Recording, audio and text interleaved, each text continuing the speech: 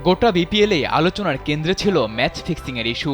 বিভিন্ন প্রতিবেদনে উঠে এসেছে অন্তত 22% ম্যাচ পাতানো হয়েছে, এখনও যার সঠিক তদন্ত আসেনি সামনে। তবে এরই মাঝে আইসিসির নিষেধাজ্ঞায় পড়েছেন বাংলাদেশের এক নারী ক্রিকেটার। মঙ্গলবার এক সংবাদ বিজ্ঞপ্তিতে আইসিসি নিশ্চিত করেছে এই তথ্য।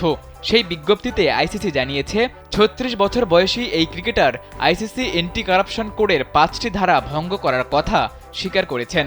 সে কারণেই সুহেলি আক্তারকে 5 বছরের জন্য সমস্ত ক্রিকেট থেকে নিষিদ্ধ করেছে আন্তর্জাতিক ক্রিকেট কাউন্সিল আইসিসি। তার এই সাজা কার্যকর হবে 10 ফেব্রুয়ারি 2025 থেকে পরবর্তী 5 বছর। স্যান্ডেলিনা সো, রূপচর্চায় আভিজাত্য।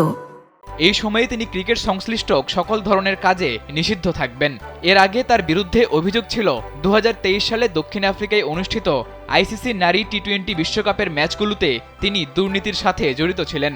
জানা গেছে এ সময় তিনি দলের সাথে না থাকলেও দলে থাকা অন্যান্য ক্রিকেটারদের দিয়েছিলেন ম্যাচ পাতানোর প্রস্তাব। পরবর্তীতে বিষয়টি আইসিসির অ্যান্টি কারাপশন ইউনিটের নজরে আসলে শুরু হয় তদন্ত। সেখানে আইসিসির জেরার মুখে নিজের অপরাধের কথা স্বীকার করেন টাইগ্রেস এই স্পিনার।